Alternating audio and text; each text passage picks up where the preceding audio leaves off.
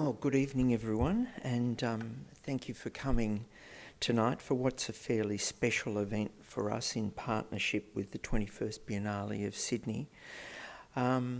We would like to begin, I would like to begin by acknowledging the traditional owners of the land, the Wurundjeri and Bunurong people of the Eastern Kulin Nation, and I like to remind myself at events like this that on this land for many thousands of years a lot of singing, a lot of dancing, a lot of painting, a lot of meetings took place.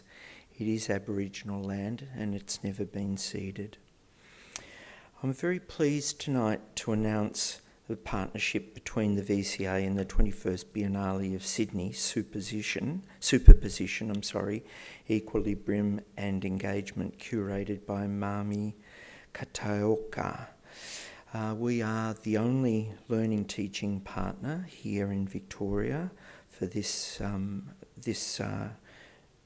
exhibition, and the role of the VCA here in developing such active partnerships and alliances across institutions and geographies are a bit of a prelude to us later in the year launching much more publicly our new Centre of Visual Arts, which will be headed up by esteemed Professor Sue Baker, which we believe will become a very solid critical hub for thinking around the visual arts and beyond, and we are hoping that it will be a real centre of activity in our region.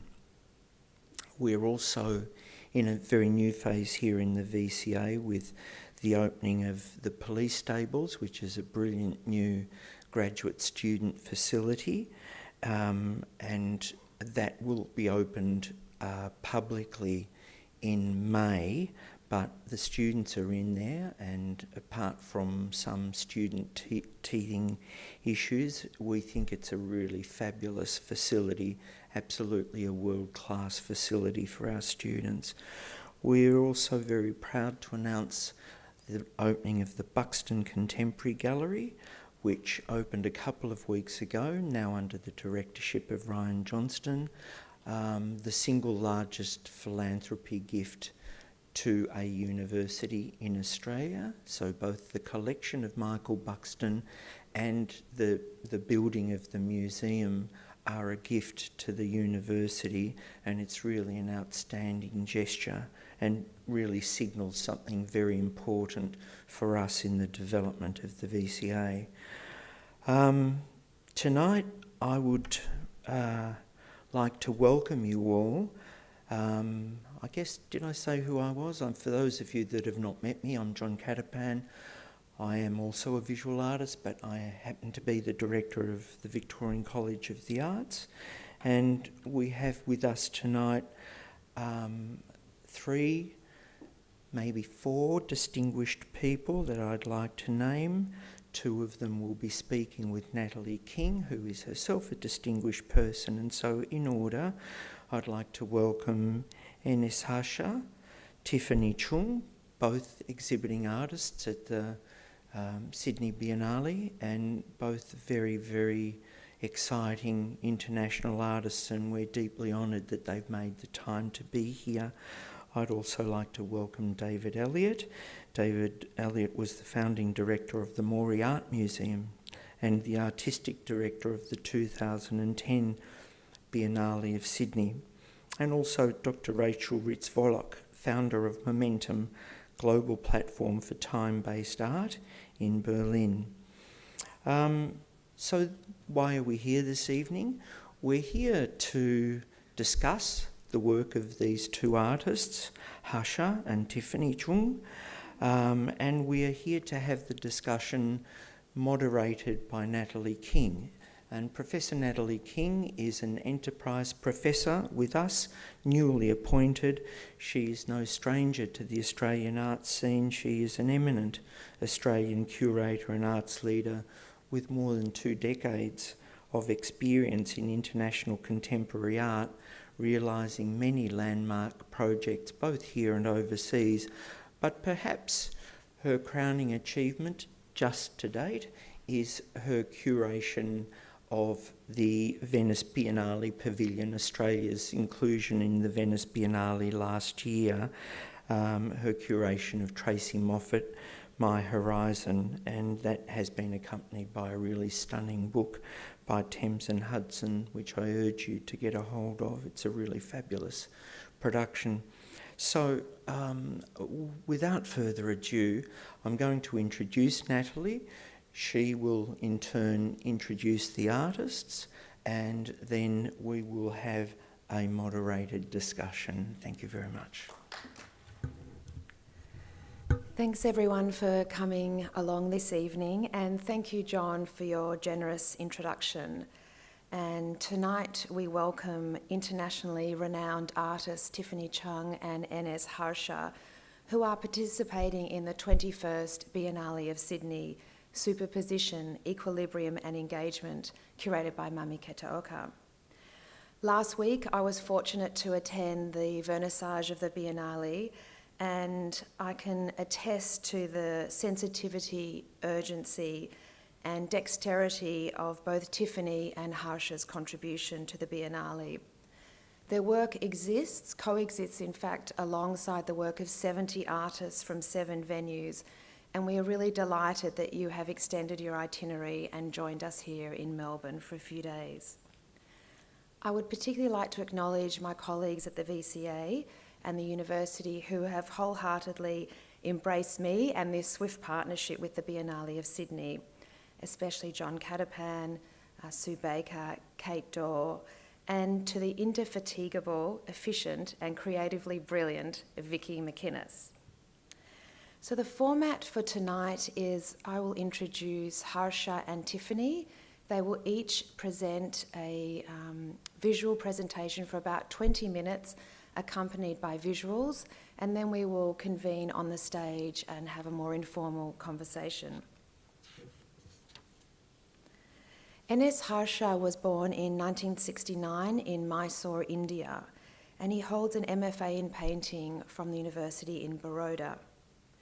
He draws on the tradition of miniature painting to create luminous works that reflect on geopolitical order. A major survey, NS Harsha, Charming Journey, was presented at the Mori Art Museum in Tokyo last year. He was awarded the Artis Mundi Prize in 2008, and recent solo exhibitions and projects have taken place at international venues, including the Dallas Museum of Art, Innova London, and at the Maison Hermès Tokyo. His work has featured in group exhibitions including the Kochi Mazuris Biennale, the Moscow Biennial of Contemporary Art, the Dojima Biennial Osaka, and the Adelaide International Biennial. He was also a participant in the major touring exhibition Indian Highway, which was staged at the Serpentine Gallery in London. Harsha will speak first, and then Tiffany will come up on stage. I'll introduce Tiffany now. Tiffany Chung was born in 1969 in Da Nang, Vietnam, and she completed a Master of Fine Arts in Studio Art from the University of California, Santa Barbara. She lives and works in Houston, USA, and Ho Chi Minh City, Vietnam. Tiffany produces cartographic drawings, sculptures, videos, photographs, and theatre performances that examine conflict, displacement, urban progress, and transformation. Her work was featured in the 2015 Venice Biennale All the World's Futures, with an installation of 40 map-based drawings relating to the ongoing crisis in Syria. She exhibited in the 2017 Mori Art Museum exhibition Sun Shower, also curated by Mami Kataoka, Detours at the Nobel Peace Centre in Oslo. In 2016, her work was presented in numerous museum exhibitions and biennials, including Insecurities at the Museum of Modern Art in New York, EVA International Islands Biennial, Illumination at the Louisiana Museum of Modern Art, and at the Hitachi City Museum in Ibaraki. She also participated in the biennial in Ecuador. In 2013, she was awarded the Sharjah Biennial Prize, honouring her exceptional contribution to the biennial. She's also co-founder of San Art, which is an independent artist-run not-for-profit space in Ho Chi Minh City, and hopefully that's something that we'll pick up in our conversation. Please join me in welcoming Harsha. Thank you, everyone. Thanks for this introduction, which was quite heavy on me. Yeah, I was asked to do this presentation about my journey with like 20 minutes. So I sat for like half an hour thinking about it, how to do it in 20 minutes. Yeah, I was born in Mysore, and I went to Baroda to have my studies, and then I stayed back in Mysore. It's quite a relaxed, lazy city. And I started painting in the painting department, got exposed to certain kind of educational, institutional exposure, what an art institution gives you, properly like in-depth analysis of Indian art, folk art, all kinds of other art systems which exists in a system of nations that is India, and also the Western art practices. So there was, this is quite later, I would say. This painting started something around 1997 onwards. I had a sort of different kind of painting where it's repetitive and looking at certain kind of everyday events which I come across.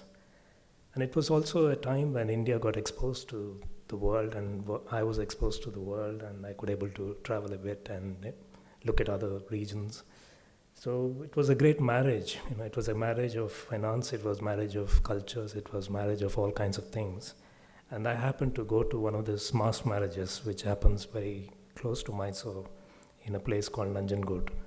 And I saw this mass marriage of a lot of people getting married together on the same stage. So this is a painting somehow touches upon that idea of mass global marriage, where people are having marriage with all kinds of objects and certain kind of global backgrounds which exist in the marriage albums in the local album culture, which Photoshop invaded into the album culture.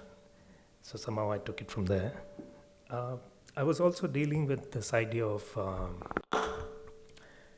the idea of development, because 90s was all about you need to get developed, kind of quickly. And it was all over the newspaper, and I still remember when I look at this painting, I have this very interesting headline came, is like the Asia Bank managers were really impressed about the development activity in Mysore, and they were going to fund us more. So I felt, okay, we are really getting developed. But the idea of development was very important for me, and the word itself was something which I visit even now, because it's an interesting word for us to kind of keep revisiting. And so this painting comes across with this idea of revisiting this word. So whatever was happening around me, I have to come out, go to paint, go to paint. Whatever is happening in my life, I have to figure out everything through painting. So that's how I got into painting. I was looking at all kinds of paintings, and this is after I started traveling in Europe. I was in Geneva. I wanted to get into WTO office. They didn't let me in, so there was this barricade, and I took a picture. And so there are a lot of such kind of international experiences, and sort of molding my thought system, where I could somehow relate to where I live. So it's not a major city where I live, and it's quite accessible to the rural India, which is very robust and very argumentative at the moment. And at the same time, when we negotiate this idea of development, I had to negotiate my personal journey with religion, because in India, there's no way that you can escape God. God has a cusp on you, and you have to really negotiate and figure out a way out of it, or within it, or through it. It depends what you do with it. And this is one of the paintings where, even in my childhood, I was painting God figures. So this is one of the small paintings where it says Poetics of Fear. So that was the time when I was reading a lot of Vedic text, and how, sort of the hymns started coming in, and all this kind of signs, which it's a kind of psychological science. I don't know how to say it, but so I painted all this God stuck in a room, and titled it as Poetics of Fear. And then there's another painting where it says, like a creation of gods. I forgot to put the timer on, so I'll try to finish early. So this is called Creation of Gods, and so I was very intrigued by this development, and there was a lot of industries and a lot of kind of textile industries and mass labor was recruited to kind of work, and I got a chance to kind of go into this small sort of industry in Mysore, which was stitching parachutes, and this kind of, I don't know what you call it, the people glide in Switzerland, dive from the mountain, and they go. So they were all getting stitched in Mysore, so I was really impressed, and I was also looking at this whole idea of how we create gods. It's very conveniently, in India it's very convenient to create gods, and if you differ with a system of God, you can immediately create another one, whichever is comfortable. So it sort of comes out with that sort of engagement. And this is called, we don't know why we are stitching with plants, stitching plants. Again, it's sort of, I'm not giving you the timeline, but it's been like 20-25 years of painting. And this is like, I have a friend, I have great interest in biochemistry and cell engineering and all kinds of biological, excavations, what humans are doing. So I spent some time in nanotechnology lab and all that. So somehow this painting comes at that time when sort of we are bringing farming into science, and there were a lot of labs working on Indian rice and a lot of grains from India. So whatever, it could be several different questions in life, but painting was the only answer I had. So I had to kind of go back to Mysore and paint. That was one, way of looking at the world. But I also have this, this is one of the recent kind of paintings about 4 years ago, I think. It's called Punarapi Jananam, Punarapi Maranam. That's something, it's like birth again and death again. It's just a doodle, which I did about 100 doodles, automatic drawings, and then I chose one to blow it up, and then I just painted the entire kind of cosmic image into it.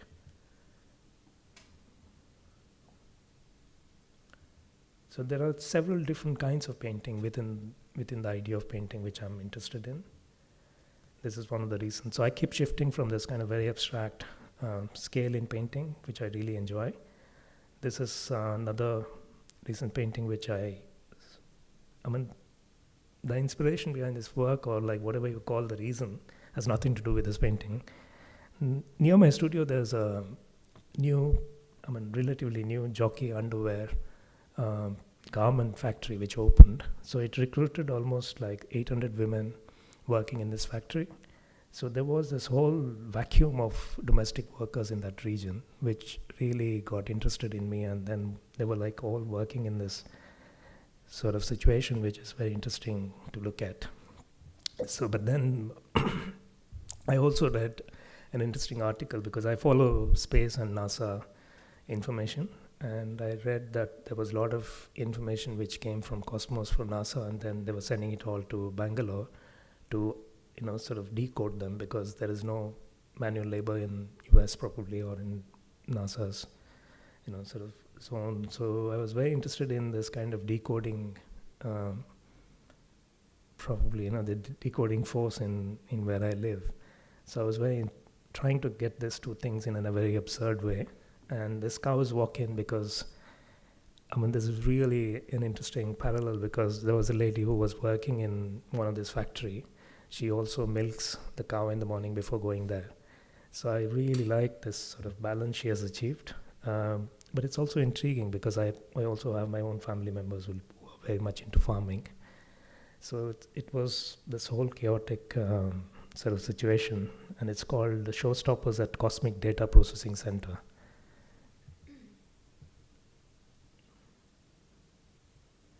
So, this is again, I'm shifting to another area of my interest, is to travel with to go with paint wherever it asks me to go. So there's a long time practice of mine to paint site-specific paintings, which could be in a gallery space or a public space or any space which has been given in a context. So this is one of the earliest painting the sleeping figures this was a project in Dublin, which is called as Cosmic Orphans. So there are these figures who are painted on the floor, and they just come to perform the sleep during the time of exhibition, and they get washed away after the exhibition is over. So it was quite interesting for me to kind of this is actually quite every figure has there's a great degree of detail in every figure which I do. This is the right-wing RSS sort of boy who's sleeping under there was a friend of mine who was showing Victorian statue from Bangalore, so I placed this figure underneath holding these white flags with a black cap. So each time I try to build this kind of context with other people's work as well. So you could see that. So they were all over the museum. All over this gallery space where these people were sleeping. Then I was invited to do a project in a temple in Singapore. So I chose to work in the roof. That's like where God is sort of inside the temple, but the roof was open to the sky. This was the larger painting, which was called as Cosmic Orphans again. But again, it's a temporary painting where people are sleeping and God exists underneath, and then they all get slowly washed away. So painting is not necessarily for me to have this dimension of this. It can exist in any way for me. It just exists with me all the time. So now it's another sort of. I also have this, habit of it's a kind of a habit of picking up things and leaving them in my studio and don't know what to do with them for like few years. And I had the sewing machine in my house, and it was there for a long time. And one day after the good bath, I threw my striped towel, and somehow it looked like a flag, and that's how the actual project started. And I made a piece of Indian flag on the sewing machine, but then the original piece is still there in my studio, and now I don't touch it. So then again, the painting was important. This is about 192 sewing machines which are picked up, and then they're all hand-painted flags, and the reference of the flags come from a children's book which is sold on the streets of Mysore for like 10 rupees, and they have full of mistakes. They're all like merged, and everything is kind of hodgepodge. I love it. It gives you an idea of this nation.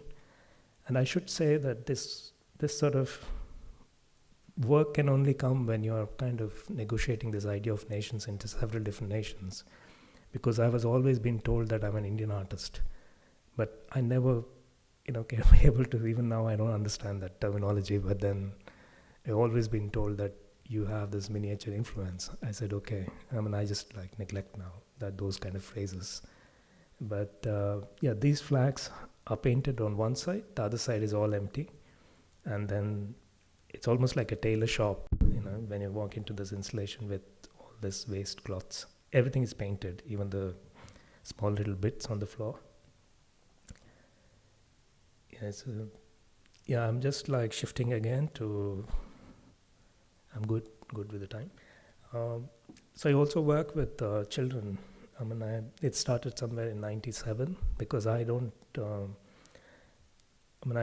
have this capacity to teach as a teacher in an academic situation. I'm too kind of, I'm not so strict, and I'm too casual. Yeah. So it's like, so I always like to visit the students and then have a chat, and then I also like to work with children a lot. I've been working from 97, So what I do is like I start working, somebody invites me, and then I start reading the context, and then try to understand the context and build a creative activity wherein artist just steps back and the children take over. So this was one of the earliest projects in Queensland in an elementary school. So I asked the kids to go and put their hands in any place in the school and camouflage themselves. It's a kind of response of the idea of knowledge transfer and how knowledge is transferred to these sort of organic brains which are like grabbing everything, whatever they come across. So this was there were 240 photographs like this. So there were all kinds of paintings where kids just, absolutely enjoyed. In fact, I've printed this and kept it for myself because it's like about the time and how child's mind is taken over by the idea of time. So yeah, and this was actually this comes from another practice of mine. In Mysore, I do these rangoli drawings on the streets. In the mountain. So I was drawing one day like this kind of shadows, and I discovered there's white shadows. White shadow is a very physics thing. If you have so much light, then you will have this dark, sharp shadow. And if there's a lot of darkness, there should be somewhere white shadow, sort of. So I started working on this idea of white shadow, and then I made this piece for Fukuoka, again for the kids to come and participate. So every day they come and put the leaves, and we steal all the leaves in the night, and then again next morning they come and put the leaves. So it's kind of an ongoing activity for a few days. So then that was extended, and after working for about 11 years with kids, I just felt like I want to work with kids where they stop and do nothing. And that's not actually what came across as an idea for me, but I was asked to work with a school in Tumkur, which is based on Jiddu Krishnamurthy's principles and ideas. So I was very intrigued by his idea of stillness and movement and creative spirits in a sense of stillness as well. So actually kids were not allowed to do anything on that performance day. So they were all invited at around 8 o'clock in the morning. But we worked in the night, about 50 people, and each shadow was about 6 meters of cloth pasted by wheat gum onto the rocks. And we invited them to stand still for about 20 minutes to look at their parents and school and all the people who were looking at them. And they just walk away. That was it. That then after 15 days, I go back to the school, and then I asked them what was the kind of response or whatever happened in their thinking. They can start reflecting with a pencil and a paper. So then, there were several different kind of responses. So there are several different ways I work with kids. This is another project which I've worked several times. It's called Future. And I was very intrigued by this invasion of office workers and office working staffs, sort of full arm shirt, white shirts, and well dressed, sort of the situation. So I was asked to work in an elementary school in Taipei, and most of the parents who send their kids into the school were working in the textile industry again. So I chose to give them a white shirt, but while giving, I'll ask them what size they will become in the adult age. So they have to choose 42 or whatever size they can imagine. But everybody wanted 48. Nobody wanted small. But then, somehow we negotiate that. And so then they start painting and imagining this sort of body and mind which will occupy this shirt of the future. And then they all wear on the performance day. I call it an absurd parade. And we shout the word future. So the trick was, whatever anybody asked, any questions on the street or anywhere, because we took them to a local railway station to have kind of a conversation with the general public. So I said, the trick is that you just say one word. So whatever is being told to you or asked, people just say, the kids will say, future. So it's this whole idea of the weight of future, and at the same time the anxiety of future, and at the same time this whole how we approach future. So yeah, painting kind of comes in and goes. I mean, while I'm doing these projects, I'm also painting something and then sometimes drawing with the rangoli powder. Or it's very fluid. This is one of the last projects I haven't done recently. It's in Bodh Gaya, where Buddha was enlightened. If you see the corner on the left side, there's a small shrine kind of a place. That's where he was enlightened. But he had the story goes that on this side of the river, he had his meal, milk and rice, and crossed the river and he got enlightened. So I was working in Sujata village. I was asked to work in this very beautiful school. And then I chose to work in the school, but then I should be honest, I was looking for a drink in the night. So I had to cross the river on the other side. So I got my bottle and everything and realized that the bridge was really, really, run down. And it was quite interesting to walk on this bridge. It was like a ready-made sculpture of Buddha's walk or Buddha's travel from this side to other. So I proposed this to the local, people, and then I had to kind of negotiate with police and politician and everyone to kind of give me the space.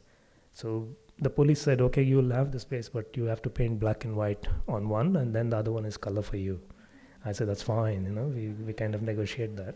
And I love it, actually. I love police and negotiation with police because it's such a nice interaction. Even in my studio, I had several dialogues. So that's how it happened. And and then once we cleaned up everything, and then I was keen, just to check out. So I went in the morning just to ask some people, what do you think? Like this stupid artist, we are always waiting for someone, like you cook a meal and wait for someone to come and taste and tell you what it is. So, and then they said, oh, koi aa raha hai kya? Means like some chief minister or some prime minister is coming. I said, it's like, so the cleaning up and making something in a public space is always about this sort of, welcoming someone who's visiting the place. So it was quite an interesting, match for me to kind of understand these spaces in the public space. And whenever I do these experiments, I always negotiate. I always say that it's not artist command space, but it's an artist negotiated space, because most of it comes from people. And the dog stood there for a long time. I was thinking that it'll want to pee. I wanted a shot that it was peeing on my but I never succeeded. Oh, this slide especially I had a wonderful, I don't remember the student's name, but I had a wonderful conversation today afternoon about the idea of matter. And so this sculpture is called as Matter. It was shown in Kochi Biennale. My good friend Bose invited me, for that exhibition. It's a monkey holding a spherical shaped sort of object and pointing to the sky. It's a bronze, and I don't work with bronze that much, but I'm very intrigued with this medium because it's always has some kind of a connection with God, or it's always used for some sacred material. So I wanted to put under the sun and put it to the sky. So this kind of monkey is trying to get this matter up there. I have no idea where, but it's... So I would like to end. I have 1 more minute, and it's called Harsha, you can piss wherever you want when you're protected in a cradle.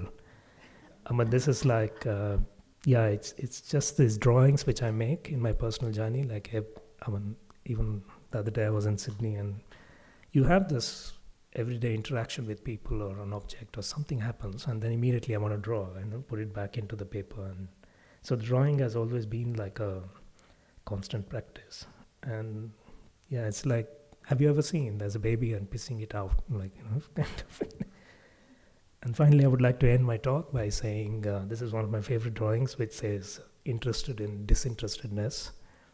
So how we cultivate this whole idea of having a relationship with an object or a situation or a system, but at the same time we take position. So I'm really interested in no position and a relationship with that particular object or situation or a system, but without taking a position, sort of being with it. So it's a very complex idea, which I really enjoyed talking to that student today with the idea of matter. So I would like to say thank you with this. Thank you. Good evening. Thank you for having me here, and also thanks to Harsha for such a great presentation. Your work is prolific. So I have this lecture performance that I have been performing here and there, and so it's very dense, but I'm not gonna go through the whole thing, but I'm gonna just select parts of it and power through it. So please remind me of the time as well. April 2009. I recently asked my mother about her trips to this one river many years ago, where she stood quietly for hours by the riverbank. Walls of fog surrounded her tiny frame, waiting and hoping for my father to appear from the other side, through thick clouds of mist, or so she had hoped, and there she kept waiting. 17 parallel. The river is a poignant reminder of her youth, the fog, her faithful friend. My mom was the prettiest girl in her school, her red scarf in the winter, her little orange bicycle in windy afternoons, her thick black flowing hair, her silky light skin, her not so lucky life. I wish I could have known her back then. I wish I could have been her friend. I'm mesmerized by the beauty of her youth, the strength of her hope, the river where she stood, with its walls of fog and the passing of time. July 9 to 11, 1971, Kissinger and Zhou Enlai conducted secret meetings in Beijing, a result of Nixon's efforts in making contact with Beijing during 1970 and 1971. February 22nd, 1971, 20 kilometers southeast of Shipon village, Laos, his helicopter went down in flames. Hiding in a bunker of the 31st Fire Base, a King Bee of the legendary 219th Helicopter Squadron, aka King Bee, had his wings broken. February 25th, 1971, 1600 hours, NVA tanks approached. All hell broke loose. February 1972, Nixon's Beijing visit marked the first U.S. presidential trip to China. April 2003, 200 hours. I stepped out from the bus into the bitterly cold and dark, deep in the night, mountainous jungle. 230 hours, abandoned gas station, middle of nowhere. Half asleep, I think about my 24-year-old dad. Did you sleep at all during the nights on Hill 31? Post-1975, the United States of America. The term Vietnam vet here refers to American veterans who fought in the Vietnam War. I don't recall coming across that term in reference to the Vietnamese who fought in the same war. In college, we learn about the war from books written by American writers. We watch Hollywood movies that tell the American narrative of this war. We watch us being seen as those without a voice and a choice. There are wounds that won't heal, in and outside of our tortured homeland. We've been taught by our parents to be grateful, and we are. But we also wonder how we would ever know about the life of people like my father, the young men growing up in the war, who also had dreams, hopes, and fears. September 2016, looking at my mom stand in front of my diagram, in which I confront the Vietnam War, the battles, and circumstance around my father's capture, I feel overpowered by a profound sadness. In the grand shadow of this war, we have obsessively tried to unpack the politics, but yet done enough about the micro-human stories that made up the 2,115,000 deaths in Vietnam between 1965 and 1975, the stories of my mother and of other Vietnamese women of her generation. Post-1975 Vietnam, the government teaches us the rhetoric of the war. In school, we are taught that our fathers are traitors. Traitors' children deserve hard labor, just like their fathers. University is only for members of the Young Communist Union and the party, but all youth must volunteer to pick up garbage, dig canals, and burn bad books anyway. It's mandatory. Late 1975, Vietnam. I just came home from kindergarten and I'm watching soldiers with metal detectors searching my grandparents' house. Today, I'm learning a new word, anti-comprador bourgeoisie. I've also learned other words, new economic zones, re-education camp, and crossing the border. Our friends and neighbors keep disappearing without a word. I often wonder where it would be our turn to leave and whether I would ever meet my dad. Now, 2015, 40 years after the fall of Saigon, our fellow countrymen and women who fled by boat are still haunted by the unknown vessels that rescued them in the sea. They have mistaken me, a researcher, for a ship psychic and asked me to search for those vessels so they could have closure. If freedom comes with such a price, I wonder if it's really free. In an essay on the politics of memory, cultural historian and literary critic Andreas Hussein argues that the NATO's humanitarian intervention in the Kosovo conflict is largely dependent on Holocaust memory, and that Kosovo's atrocities mobilize a politics of guilt in Europe and in the United States associated with non-intervention in the 1930s and 1940s, and the failure to intervene in the Bosnian War of 1992. I would argue that guilt was also the driving force in accepting Vietnamese refugees into the US after the fall of Saigon. So that was part of my lecture performance, and I thought, after doing so much work on the Syrian refugees, and I started to realize that the reason I was so obsessed with the Syrian refugee crisis, because it bears striking resemblances to the Vietnamese refugee crisis post-1975. And I started working on the Vietnamese refugee crisis or the Vietnam conflict in 2009, but it was too close to home, and I had to stop after 1 year. But after starting working on the Syria project, which is still ongoing, in 2012, starting in 2012, in 2014, I began to look into the Vietnamese exodus history again.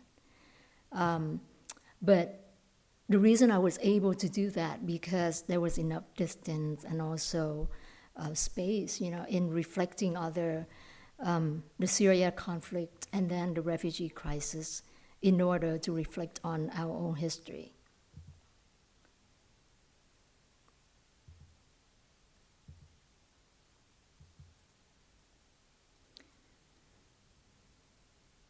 So at this time in our human history, ethnic cleansing and forced displacement have brought political and economic flotsam and jetsam to the doorsteps of first world countries.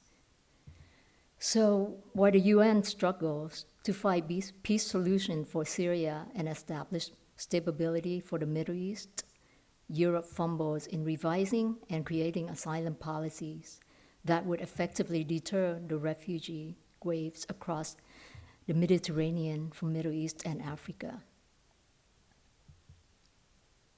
With Western countries erecting fences along the borders, why it's understandably challenging for Europe to handle the crisis? The real refugee crises are in Africa and the Middle East, with the number of registered Syrian refugees in neighboring countries has reached 5,607,286 as of March 2018, with 995,512 in Lebanon. The total of Syrians in Lebanon, including unregistered ones, could amount to 20% of the country's population of a little bit over 6 million people. So Lebanon has also been hosting Palestinian refugees since 1948. And if we look at for Africa, the Diffa region of Niger alone is the home to more than 200,000 Nigerians fleeing Boko Haram and still scattering there.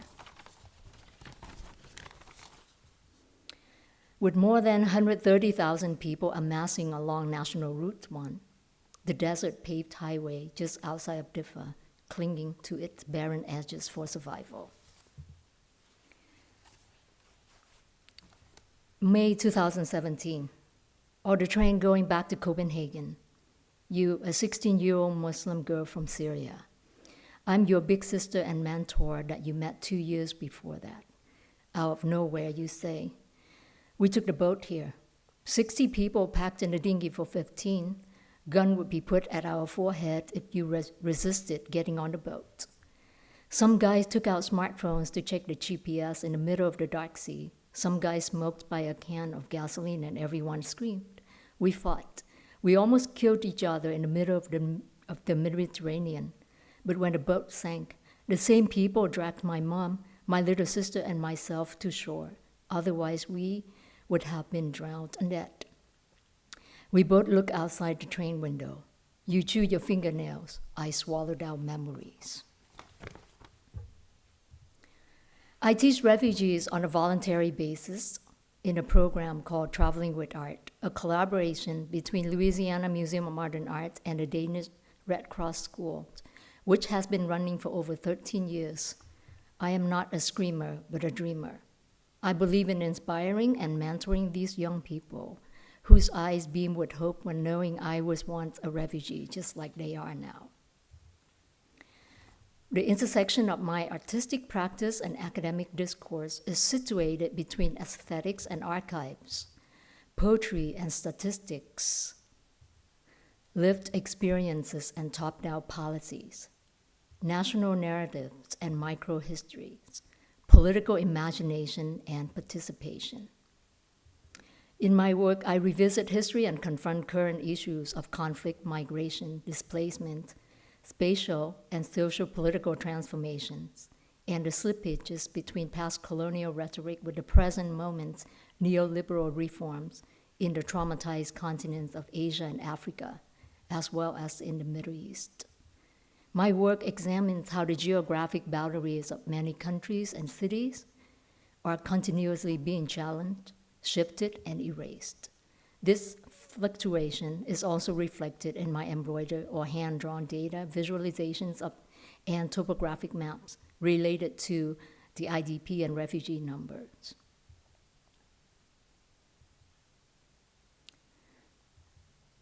My ongoing comparative study of forced migration comprises the Vietnamese Exodus Project, the Syria Project, and Global Refugee Migration Project. I record and link them with statistical data, archival records, academic studies, media reports, and people's stories of war, oppression, extreme poverty, and fleeing.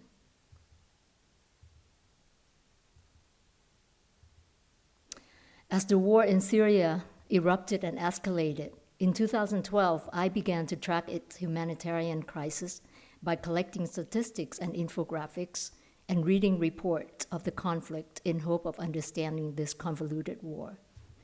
In the Syria project, I traced the colonial partitioning of the Middle East with politically constructed borders, as seen in the 1916 Sykes-Picot Agreement.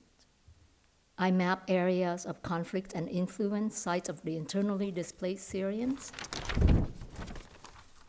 and regional refugee camps, and charts the number of dead refugees and IDPs. In the Global Refugee Migration Project, I mapped the key migration routes through Africa to Europe and the search and rescue zones in the Mediterranean. I also tracked the dead and missing number through these routes, as well as the arrival in Europe. So this is the installation at Art Space. The installation comprises of one map, this one, and it charts the boat trajectories as you see in the red arrows, with the red arrows that show the boats fleeing Vietnam post-1975, and you have different colors to mark different host countries, whether it is ports of first asylum or resettlement countries or just temporary transit points. And there's a series of archival documents that I've been collecting from the UNHCR.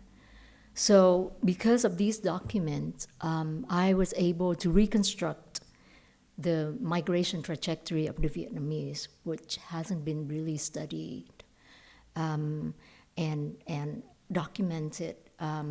Especially, I mean, there are studies on the Vietnamese refugee migration, but in terms of going to, if you see like different region in Africa and Middle East, you see the color like green and pink, that's when you know the Vietnamese have migrated there. So there's not any studies on this yet.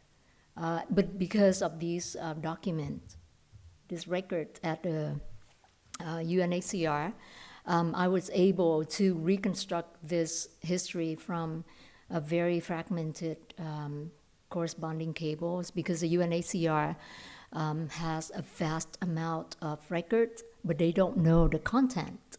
So I would go in and just go through a lot and a lot of records in order to try to map the journeys of the Vietnamese through very broken pieces of information.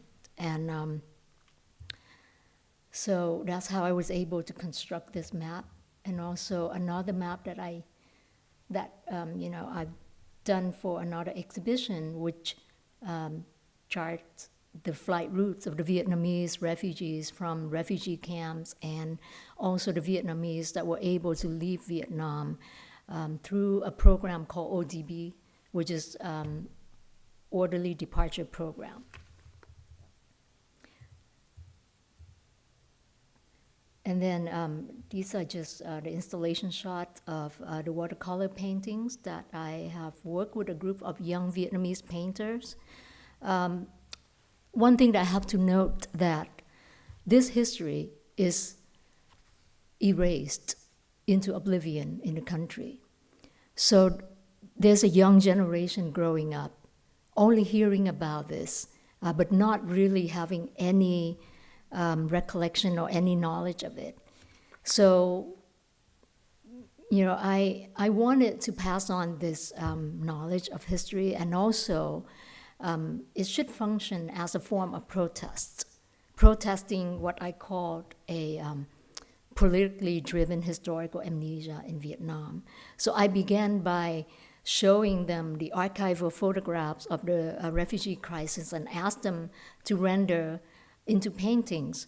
And we started that project in 2015, and as we progressed, I started making the painting more complex by layering different photos from different eras. So you see black and white photos, which are iconic images of the Vietnamese refugee era, and then there are sites of the former detention centers and refugee camps in Hong Kong on remote islands that I traveled to document. And then I also layer that with photographs of the Vietnamese, with a group of Vietnamese refugees that are stuck in transit in Hong Kong. A lot of them are homeless, like this gentleman in the picture, who came to Hong Kong in 1979 and got stuck there until 2016 when he passed away. So, there's another project in here, but so this is the kind of work that I've been working on, and that's it.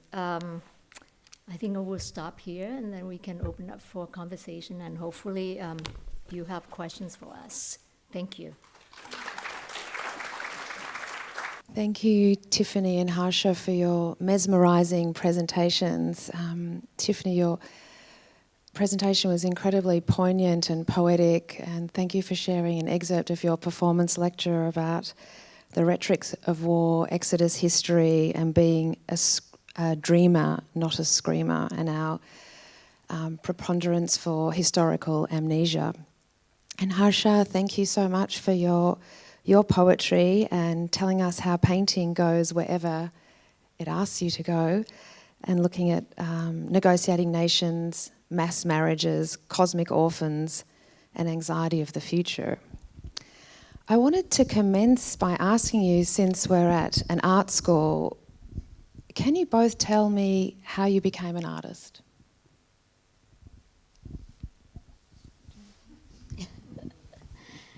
Well, my story is very funny.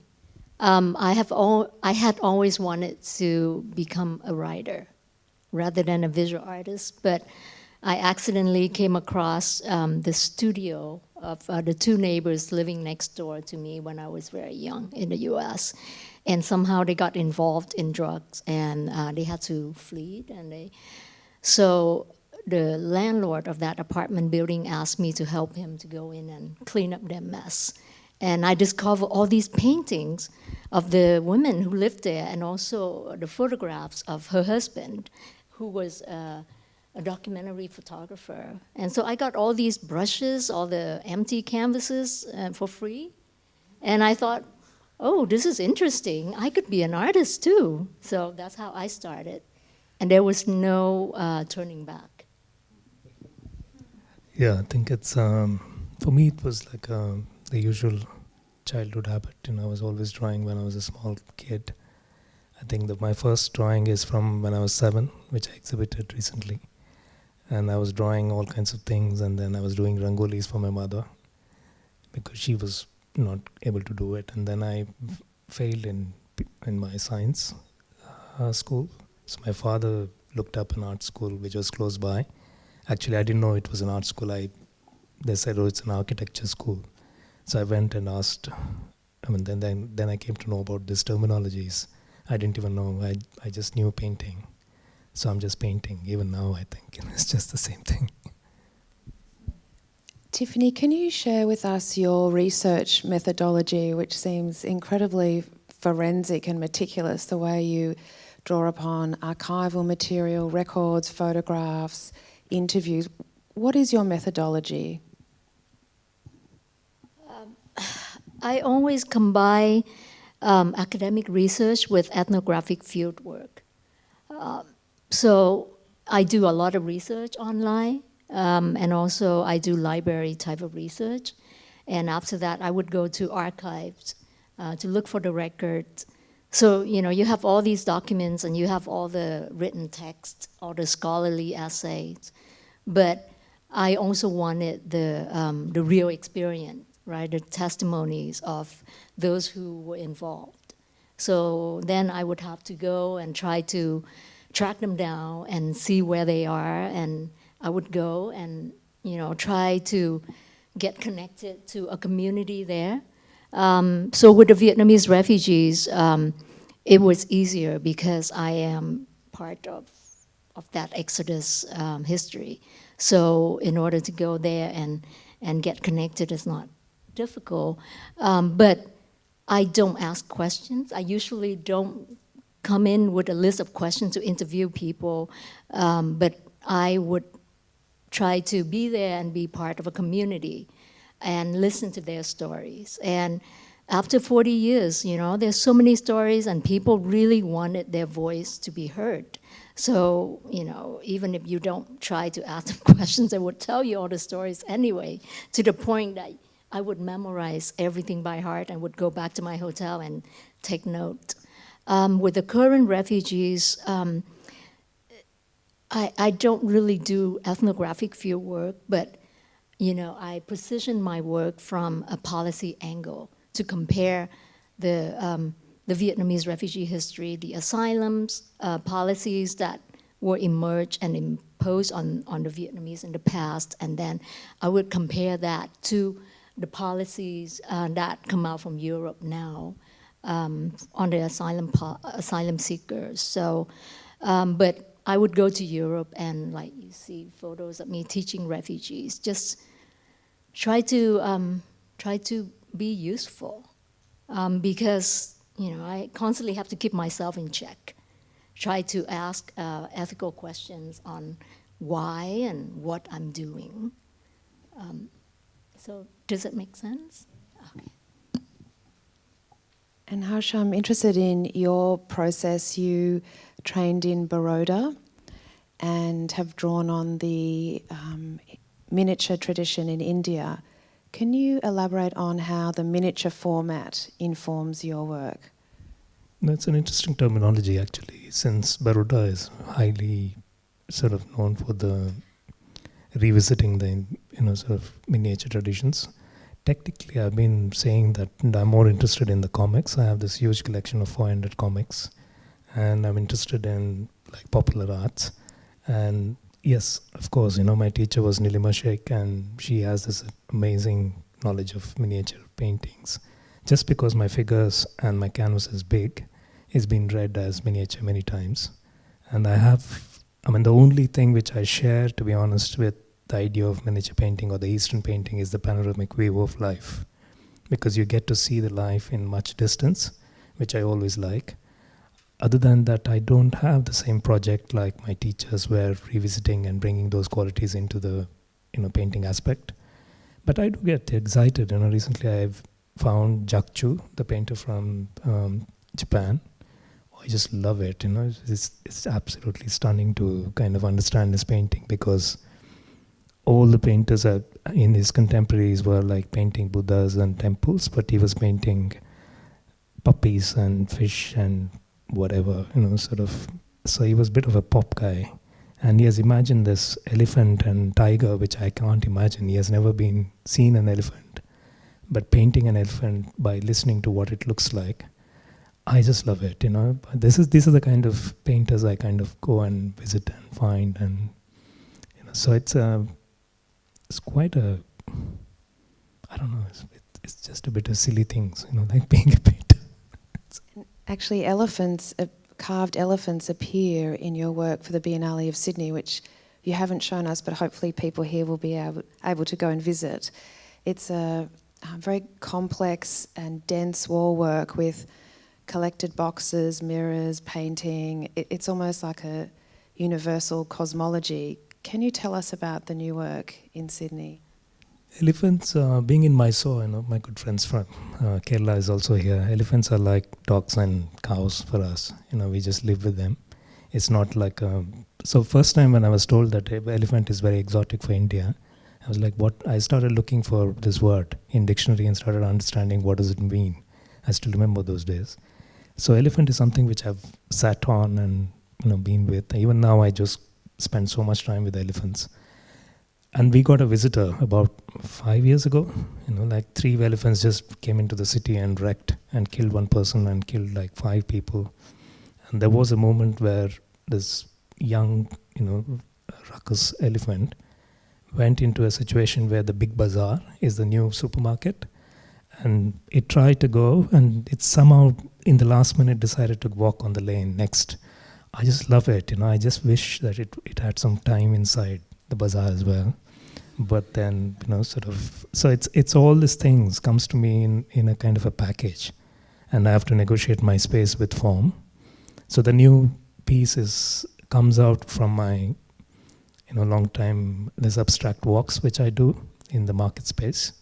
So I've devised a new way of walking in these big supermarkets because they've come to my space and I cannot run away from it. So I have to design this. So I take some friends some time to take this abstract walks in the supermarket to calm them down. They don't need to go to an ashram. They can also go to a supermarket to calm themselves down. And so it's this kind of retinal competition, since I work with this sort of painting and imagery and all that, there was this competition of all these new things which are hitting me in my eyes, all these brands and so the boxes and everything. So I kept these boxes in my studio for like 2 years. I didn't know what to do with them. And then suddenly the work formed on its own. And then elephant comes because elephants have always been portrayed as weight bearers of the humans. They've always been painted like carrying an emperor or things of humans or weight of humans. And I found, it's interesting to put them in today's context where they're carrying today's time and weight, all these packages. And yeah, it was good fun to kind of bring all the small little elephants. Tiffany, you also deploy a material diversity in your work for the Biennale of Sydney. So there's an embroidery, watercolour, declassified records, footage. Can you talk about how you arrange your work in an ensemble?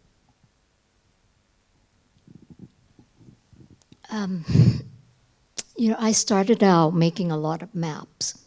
And so, through my research, I would come up with all these maps.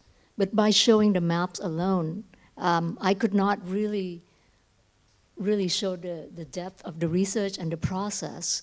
So I constantly, try to negotiate and try to come up with ways to present a work that is both facts and also the visual representation of these facts, and the material just a way to draw people in. So, that's how I started, and it comes really natural to just like display different kind of materials, in one space. That's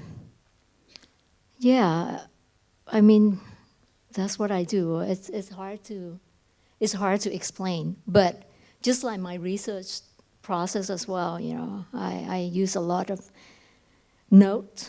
I write a lot and I compile a lot of data and I do a lot of data analysis, and then comes the map. So, and then people's like, where did you get that from? So I have to show some records and some video footage just to help people, to guide the audience into this kind of complex work. Thank you. I wonder if you could both delve into your communal activism. Tiffany, you explained to us how you work with refugees and you teach refugee communities. You're also a founder of the not-for-profit art space in Ho Chi Minh City, San Art with Dinkulé. And Harsha, you've shown us how you've worked with children for a long time. Do you both see yourselves as artist activists? Yeah, I think, I don't think I'm an activist in that, I think it's powerful the way Shang deals with the issues. I think that's why I never become a teacher. I can't guide myself, then how can I guide? So I work with kids out of just passion and compassion. It's just fantastic to be with them and sort of let loose my mind, at the same time learn a lot. I think Kate was asking me yesterday that, are you ready to speak? I said, I'm ready to listen to the students. There's a big difference, so it's quite interesting challenges when you work with this sort of age group from anywhere between 4 to 12. I just love that age to work and the idea of creative platforms for them to kind of experience. And if I come across some humanitarian issues in my everyday life, I deal with them as a human rather than as an artist. I don't know, it seeps in unknowingly through me, but not as an active or conscious decision to kind of raise my voice. There was certain paintings which came in the early 2000s where I really worked with the farmers and the crisis, but somehow I couldn't justify. So I rather work with the farmers and the community, and then again keep my studio practice slightly away from that whole engagement. So it seeps in a very different way. So I would rather take that, so I won't say, I think it'll be wrong if I say I'm an activist when I work with the kids. When I say police, it's always interesting. They're also wonderful people. At the end of the day, they're people. So there's always interesting negotiations and differences, which I come across quite often. So, I think I think Tiffany would be a fantastic, she really takes a good position ahead. Well, I don't think I necessarily take positions, but I think a lot of people see my work as a form of activism, and I don't really have any argument or opposition to that.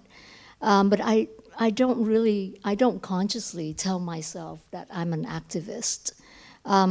when I co-founded SanArt with Dean Culey and 2 other artists, it really came out of necessity that, we did not have an art space that could bridge the local art community with the international art community.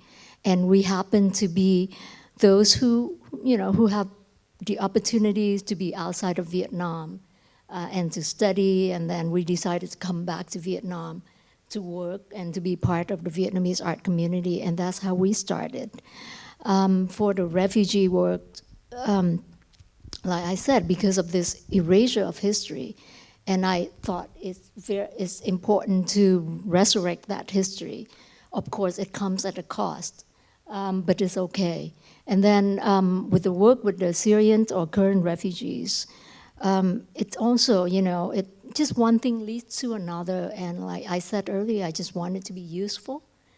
And with the Vietnamese refugees in Hong Kong, a lot of them are stateless, not having a passport or a citizenship. And, it's amazing that how you started with something like art, that some people will be like, God, that's so useless, right?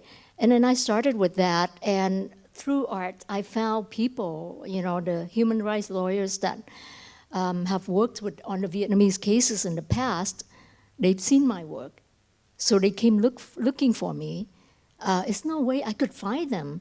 So all these people just came out from the woodworks, and including like policymakers and all that. And, after working with them for 2.5 years with the lawyers, I was able to convince them to reopen the stateless Vietnamese cases. It's the beginning of a very difficult journey, but I think I'm not afraid of moving beyond art into this kind of unknown territory, but just because I wanted to be useful, and I wanted to prove that art is not useless. I think that's the perfect note to open up the floor, that art is not useless. We've got time for a couple of questions from the floor before we close.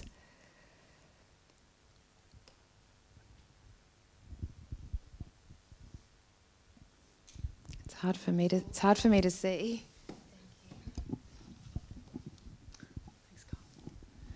Thank you. That was really great. Tiffany, my question is actually coming from a very personal perspective. I was also born in 1969, but I was born in California, and my mum was protesting the Vietnam War while my dad was in the war. And when I arrived in Australia in 1975, I was, beaten up every day by kids because they hated Americans so much. And I was called a septic tank, which is rhyming slang for yank. So my question is, how do you feel about, the United States is hated so much at the moment by, I'm hearing it all the time of people pick up a slight accent, or and people sort of forget to say, it's the government I don't like, it's not the people. How do you feel about living in the United States as an artist currently? I'm very curious. I recently moved back to the US only 7-8 months ago. I was based in Vietnam for a long time, and I really don't like what's going on in the US right now in terms of domestic politics. I think we have been living in such a bubble for too long, and I'm not interested in the domestic politics just because people, too many people are dying out there, and all we care about is what's going on in the US and what Trump is saying, what he's tweeting, all these things. I'm just not interested.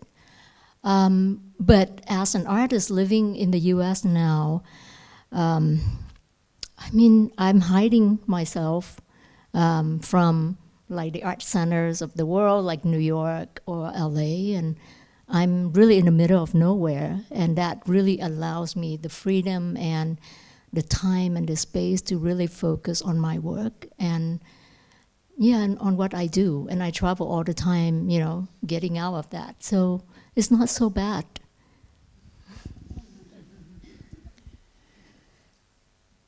Please join me in thanking Tiffany Chung and NS Harsha, who are participating in the 21st Biennale of Sydney, for coming to the VCA and visiting us in Melbourne and sharing their work and their ideas. Thank you.